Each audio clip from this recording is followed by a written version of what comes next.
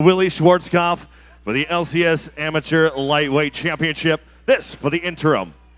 Introducing first, fighting out of the Reganis Auto Center blue corner. This freestyle fighter weighed in 164.4 pounds. He holds an amateur record, 4 wins, 0 defeats.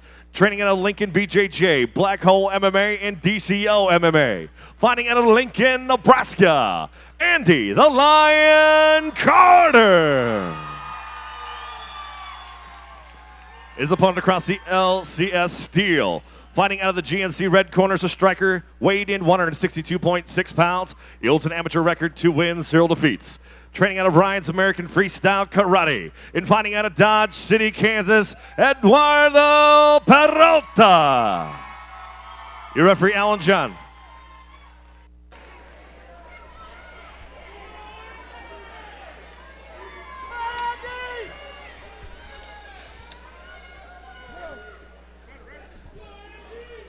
Well, Matt stepped away for a second, so our announcer, Mr. Mike Kendall, decided to sit in for a second. Welcome. Am I on? Is this thing on? All right, here we go. All right, good evening. Good inside low kick right away. Well done. This is a fight I'm really excited to see. I mean, I've seen Andy fight a few times. I've actually spent a lot of time in the car with him. He's an exciting fighter, and I expect to see a lot of kicks. He's going to go high with some. Sure, definitely facing a very talented, very athletic opponent in Eduardo Peralta. You can see the body differences in the two. Like to see a little bit more feints. There's a couple jab feints there, but throw something behind it.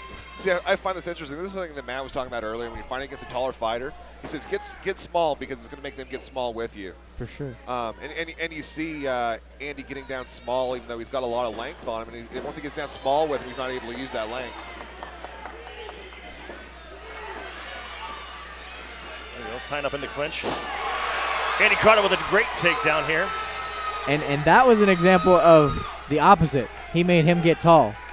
He lifted up with the double underhooks and made him get tall and got the takedown there. But I think there's perks to both. So is there? I mean, if you're Andy, with that length and knowing that you want to strike, I mean, what is your game plan coming into a fight like this against a smaller guy? I mean, from what I'm seeing, I would say his game plan is to stay on the outside, and then when Eduardo comes in, clinch up, take it to the floor, look to open up, with some ground and pound, but he needs a little bit more posture here. Eduardo Peralta doing a great job controlling the posture of Andy Carter here. Definitely. And I would like to see some more open guard. He's controlling the arms, the head, but he's not really opening that guard or trying much. We talked earlier about sweeping and getting on top or getting up. But I was going to say, what do you want to see Peralta doing here? I mean, obviously he's got that guard and he's keeping it close so he can't rain down punches on him. But, how does he offensively work from here? I say get an underhook, open up that guard, and get on the fence. Wall walk. Now he's getting his back taken and a full mount with some hard punches. And if you're Andy and you're on top like this, I mean, what is your game plan? I mean, obviously now he's created a little bit of space. He just needs to ride and find that center line. He needs to not get too heavy, not sit back too far. He needs to find that center line on the body, and he's looking for chokes here. I'd like to see him soften it up, tenderize the meat and find the submission. Sure, Andy's a little high here, but still trying to go for the RNC here. I mean, he's sitting up awfully high. There's the posture. Soften him up. Chokes will open up. There you go. Looks like he's under the neck. Lost his hook here. I mean, he's sitting up awfully high. Would you like to see him transition to a body triangle as opposed to trying to keep those hooks, or what would you like to see him do? Well, now he's lost it completely. I'd like to see him go to some spiral ride, grab a wrist, go knee to knee, or look to crucifix is what I would do personally. But, and like I said before, he needs to find those center lines. He's way too heavy here on that one side. He could get bucked. He's sitting back here, but with his legs in between the legs, he can roll and hit a knee bar. Instead of attacking the submission right now, he needs to get his position right. Positioning right and start punching. Good back elbow, Peralta. So what's Peralta doing now? I mean, obviously he's finding those wrists. I mean, is he just trying to create a little bit of space so he can turn around and actually work? Well, now he's working an elbow. He peeled it past and put it in his pocket. He should be able to turn around from here. It doesn't look like now he's getting choked. 10 seconds, though. I think he should survive this round.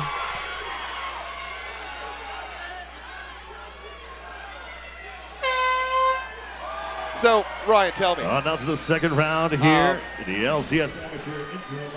So tell me, that last few seconds there, is that not the longest 10 seconds of his life right now?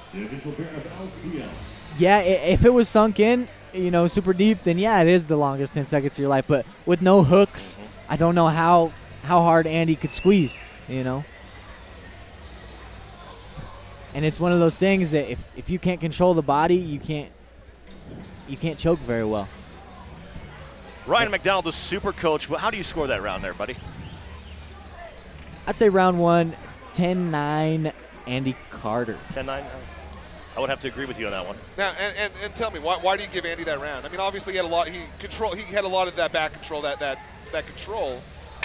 The takedown, and he maintained the position, didn't lose position, and he kind of controlled that round. Didn't open up anything too big, but again, he talked to me about how smart of a fighter he's become, and he's looking to stay active on the outside, and when he's coming in with them big shots, he's clinching up and avoiding the damage. Round 2 for the LCS Amateur Interim Lightweight Championship underway here.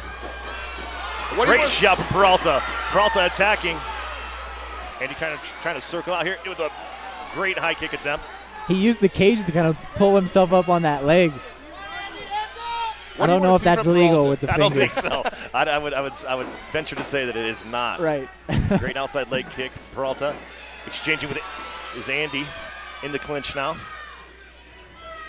And for those of you just joining us, we got Andy Carter's in the blue shorts and Eduardo Peralta's in the black shorts, just so you can tell who's who. I'd like to see Andy again put that knee on the underhook side. Oh, dropped him with a body shot. Dropped him with a knee. Referee has called time. This is going to be interesting, ladies and gentlemen. This is where we need instant replay. That was not an illegal blow to the groin whatsoever. That was straight to the gut.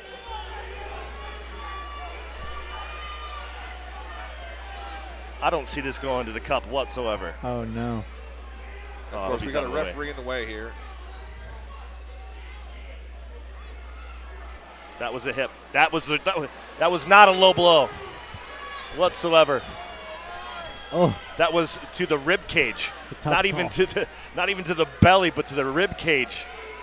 I mean, is that kind of that liver kick type of thing? I mean, do you think that's what affected him there? Well, wrong side. I mean, okay. The liver's on the other side. The liver's on the right side of the body. He hit Andy on the left side. It's probably just knocked the wind right out of him. Definitely. And when I hit knees or front kicks, I aim for the belly button and dig up. So I think he just got some time to recover. Yeah, this fight should be over right now. That's why officials need replays, right?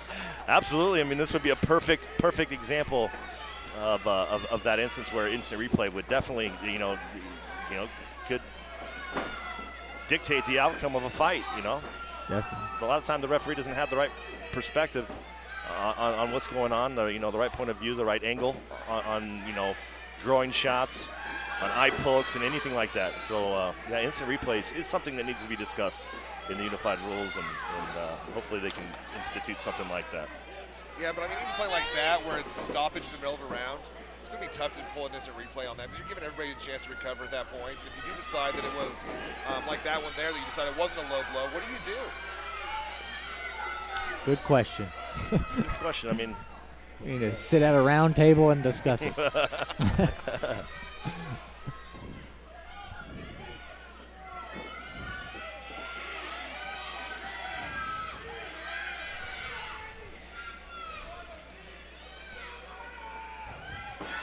Great takedown, great dump by Peralta, showing his athleticism right there.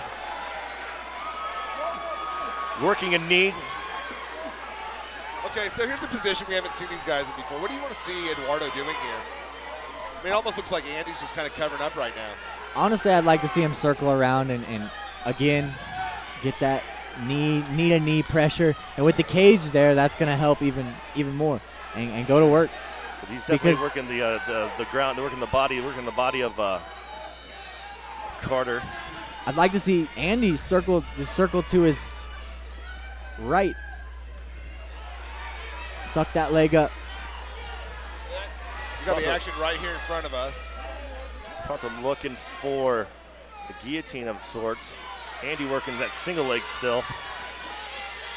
So, you know, he's hanging on to that leg awfully hard. I mean, what do you that's think back about of the that, head. Ryan? Here we go. The guillotine. And again, bailed on his position for a submission. But, you know, these guys, you know, they're still amateurs, you know, but these guys are both, you know, there's a lot on the line here. 4-0, 2-0, both undefeated. You know, but there's, you definitely see where there's room for growth, and you know, you hope that they can watch this footage and take something from it and learn and improve. You know, and constantly improve. I know these guys do. These guys are both For sure. great prospects. I know Andy talks about going pro, but I think he needs to take more amateur fights. You know, and that's, with all due respect, that's how I learned. You know, I took 5 amateur losses. All right, guys. Every single one I learned from. So as the judge, how do you score that round? Call that one 10-9 Eduardo. And do you have to assume that as the judges count that as a low blow, or do you think that they looked at that replay and said that wasn't a low blow? I can't. Oh, they called the stop. Referee is calling the stop. Peralta is injured. It seems that he is maybe his right shoulder, right arm. I think Mike's going to have to leave. I think he's got a job to go do. All right, yeah. Thanks for having me in here, guys. I'm going to go do some work. Hopefully, you got the glove tape right this time. Yeah. Nice little plug there. So, oh my gosh. So it looks like Andy took advantage of a situation that round, and now he's going to win this title. I mean, this is tough. What do you do? Nobody wants to win like that. Off of an injury or whatever it may be, I don't know.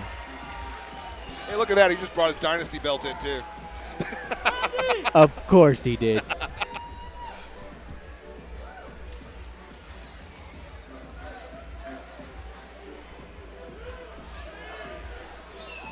Again, a big take from this is both these guys need to work on their wrestling and grappling games. Now, you know what? Regardless of what just happened here, man, you cannot be mad at Eduardo at all. No. Eduardo came in on 3 days' notice. You know, I don't know if he cut that much to be in this fight, but he came in at 3 days' notice and fought against, a game opponent. For sure. And he delivered a Daniel Cormier-styled slam heard around the world. Just want to put that out there. Because I was sitting behind you guys, and I said, good God. Is that what hurt the shoulder? I don't know, man. Ladies and gentlemen, referee Alan John calls a stop to the fight. The opponent unable to answer the third bell due to injury. And your winner and new LCS Amateur Interim Lightweight Champion, Andy the Lion Carter.